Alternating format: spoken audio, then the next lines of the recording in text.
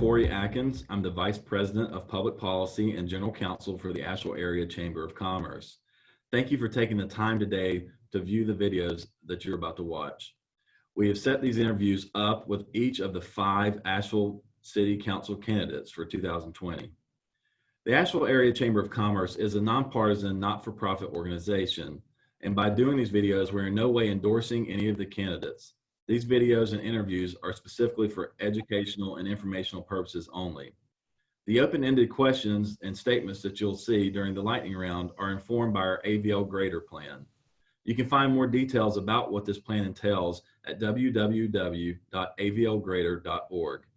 Thank you again for viewing this interview, and we hope you find this content informative and useful as you look to vote on November 3rd.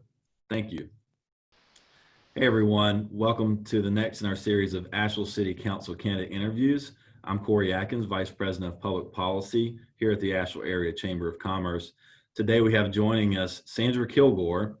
Sandra is a real estate broker here in Asheville, a Southside native who currently resides in West Asheville. Sandra, thanks so much for being here with us today.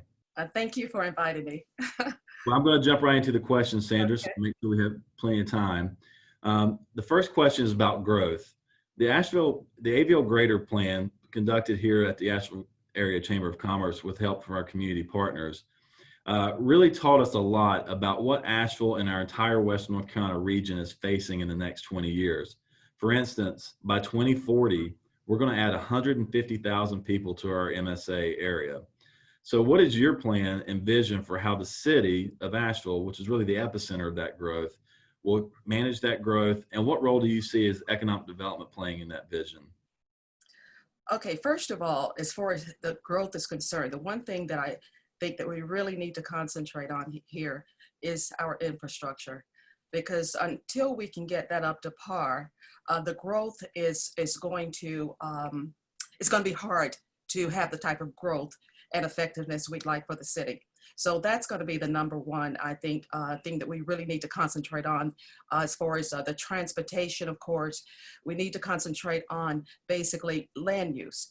And the reason I say that is, being a broker, you know for yourself that the affordable properties or homes for people that actually live here, is very difficult.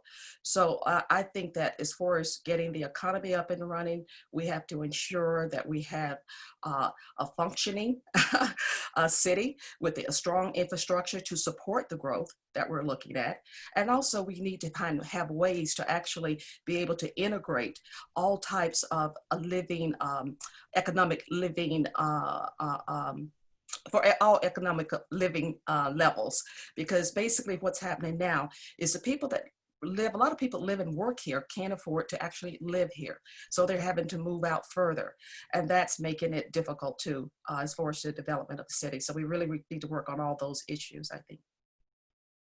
Yeah, no, absolutely. Our second question, Sandra, and I know you see yourself in this role based on prior and reading your website and everything, our prior conversations, but it's really about intergenerational leadership here in Asheville. So how do you see yourself if you were to be elected as a city council member in that position, and how you could help and mold and influence the next generation of leaders in Asheville that will inherit this region and city, and which you'll directly be making policy that influences the future of that city on Asheville City Council?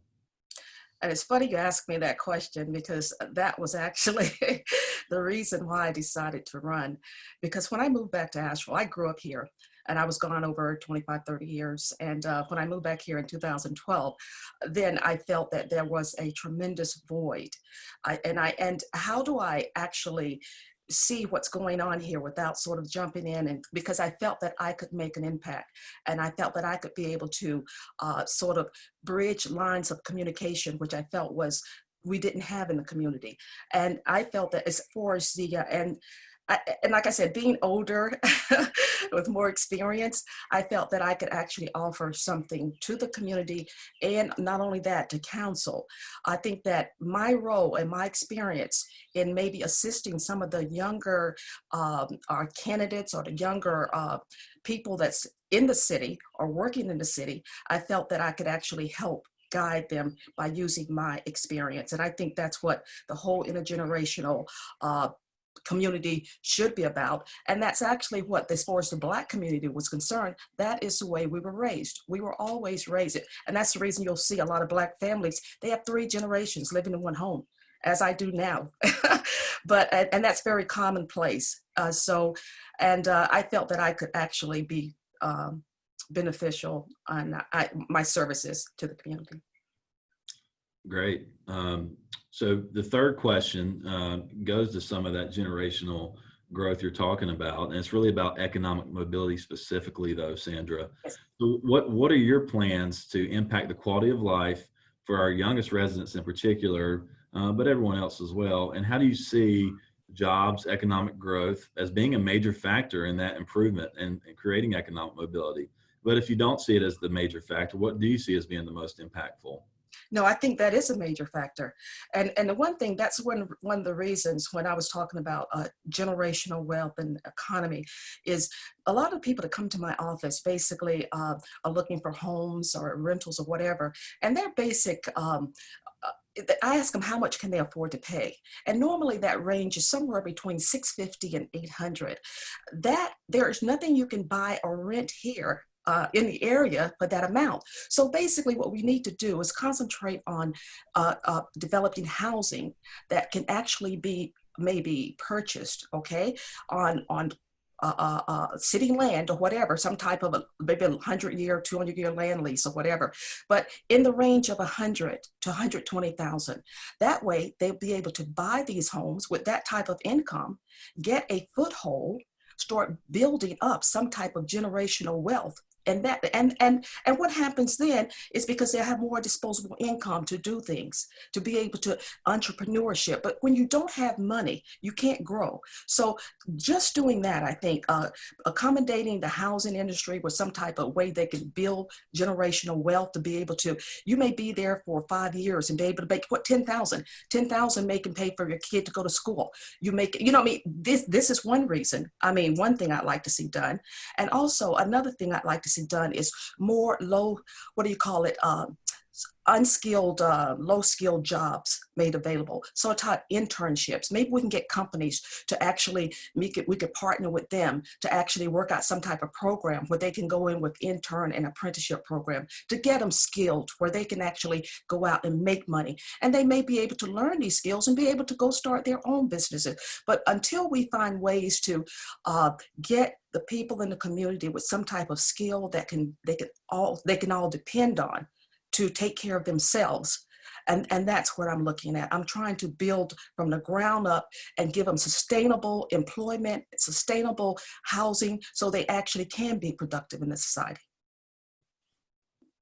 Thank you. And I think it goes to economic mobility, ties in directly to the fourth tenet of the AVL Greater Plan, which is really building a place for all people. And so keeping that theme in mind, what are the 2 or 3 major elements of life for an individual living in the city that you think you can influence or invest in as a city council member that will continue the much needed work that we have here of lifting up every corner of our community, not just the ones who are already doing well? Well, the one thing I'm gonna tell you what I was concerned with when I moved back home is people will respond to their environment. And as far as housing, I was very dismayed by the condition of housing, how the people were living. That affects the way they produce it, you know, whether or not they're productive. So what I would like to see, first of all, is a way, and not only that, not only in housing, but any areas where Black people lived, you know, as far as just the actual maintenance of the area. Maybe the bus stops are all torn down, and you know, all these things, each issues that I think that we could improve if we go out and start improving the environment for the people. I think that would be the first start as far as cleanliness. And not only that, the cleanliness is what I'm talking about as far as Black communities, but all over the city. I think that we could actually develop some type of maintenance. And I know this probably sounds a little, you know, but I would like to see a city-run maintenance company to take care of cleaning the city, of keeping the city, because this is what we make our money from. And if the city does not hold up to when the tourists come of what they think, then what's going to happen sooner or later can get bad reputation, and we can lose our prized income producing, revenue just from that. So I would like to see something like that done to protect our community, not only the community, but the city and our investment in the tourism system. And I would like for tourism to actually take a larger role and maybe actually support that venture, because, that's our biggest income producing industry in Asheville. Yeah. So the final open-ended question, Sandra, really goes towards the recent discussion and the recent budget amendment that was passed by the city around reimagining our public safety efforts, or quote unquote defunding the police. Yeah. What is your stance on this topic, and what specific items would you change in the police budget, or how those resources are allocated? Well, first of all, I had the opportunity to go and meet with Police Chief Zach, and I learned a lot. And basically, of course, I did not believe in defunding the police department by 50%.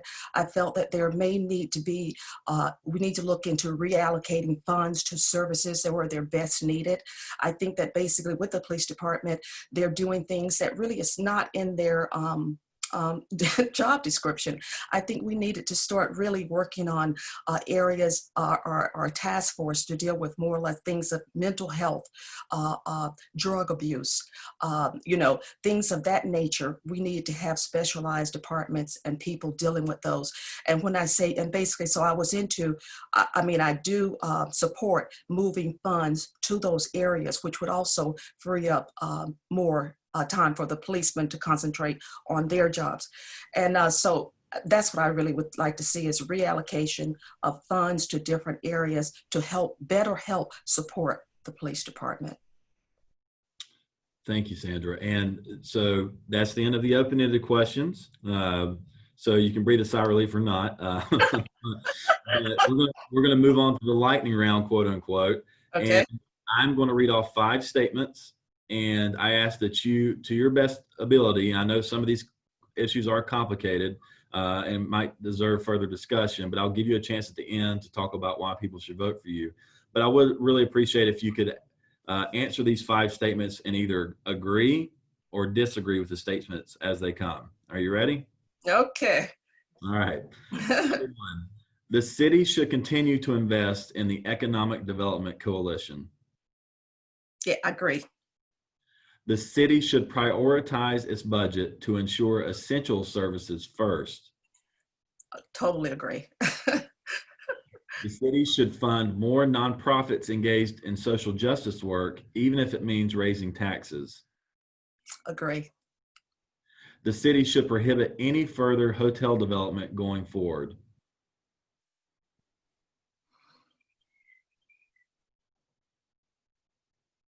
Disagree. The city should redirect resources to assist small businesses during the COVID pandemic. Totally agree. All right.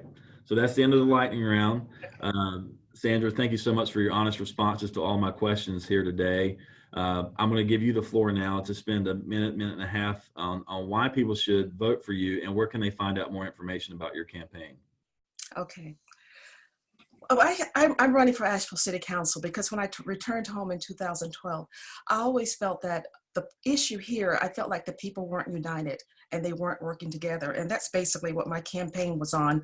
Prior to George Floyd or a pandemic, I just felt that we really needed to work on that, because at the end of the day, we all want the same things. We want a clean and safe environment for our families.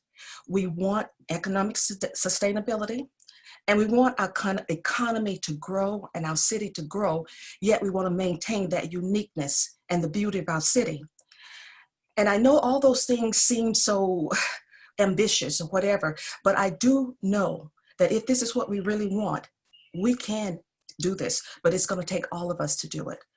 And basically, I really believe that unification is our strength. And together, working together, we can ensure that Asheville will become a place that we're all proud to call home. If you want more information on my campaign and my platform, please visit me at electsandrakilgore.org. And please ask me any questions or whatever, and I'll get right back to you. And I'd like to thank you in advance for your vote.